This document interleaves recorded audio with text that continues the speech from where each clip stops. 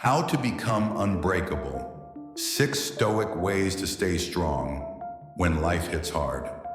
What if I told you that your greatest strength isn't found in victory, but in how you endure defeat? Tough times aren't setbacks. They are sacred proving grounds where real character is forged.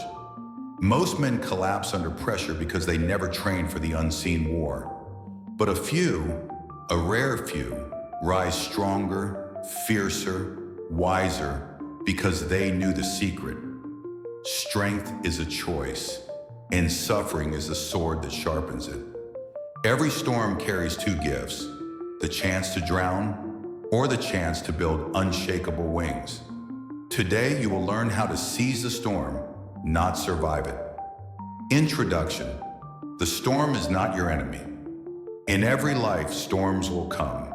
They arrive without warning, without mercy, tearing apart the illusions we once clung to for comfort.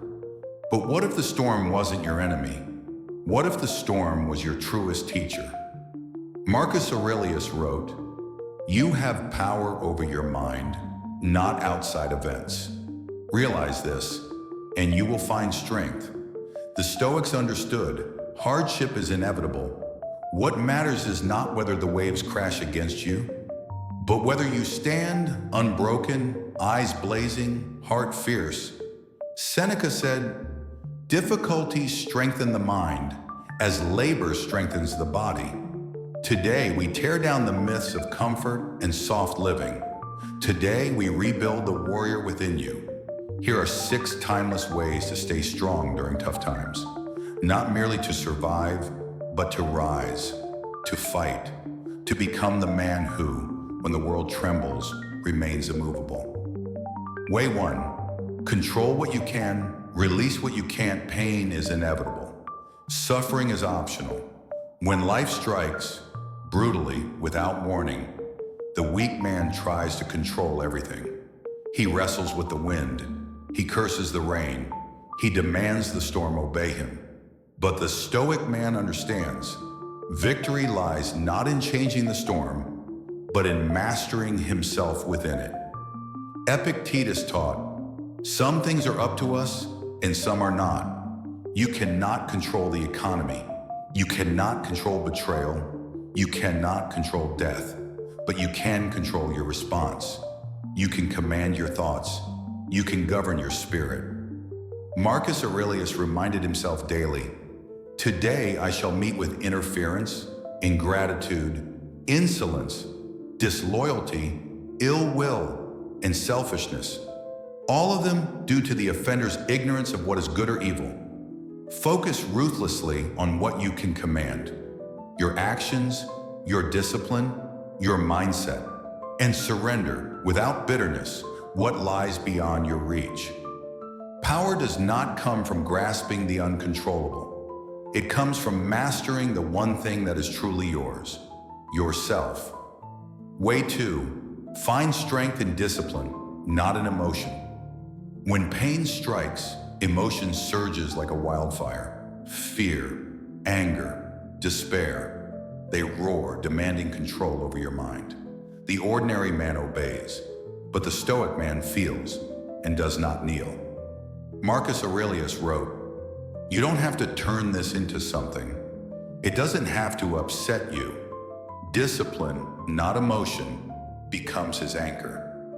A soldier under siege still sharpens his sword, still fortifies the wall, still stands guard, stone-faced, while the world crumbles. This is discipline, the unwavering choice to act according to your principles, regardless of how you feel. Epictetus taught, "First say to yourself what you would be, and then do what you have to do." Emotion is weather. Discipline is the mountain that endures it.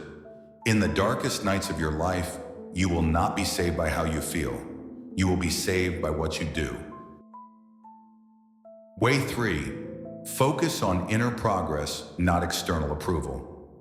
The moment you seek applause from others, you hand them the leash to your soul. Marcus Aurelius warned, "It never ceases to amaze me." We all love ourselves more than other people, but care more about their opinion than our own. True growth is silent. It happens in the unseen battles. It is measured not in praise, but in perseverance. Approval of others is a shadow. It fades with the shifting light. Your inner growth is the only treasure no one can steal.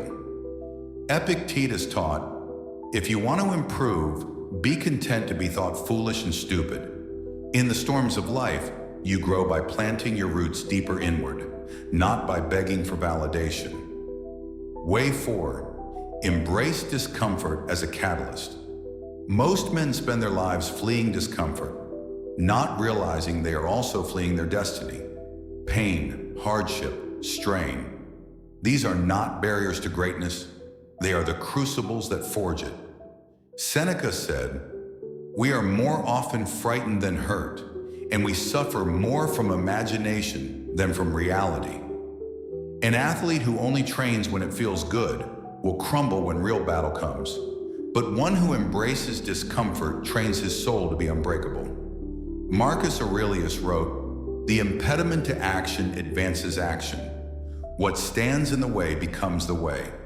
Discomfort is not the enemy. It is the path.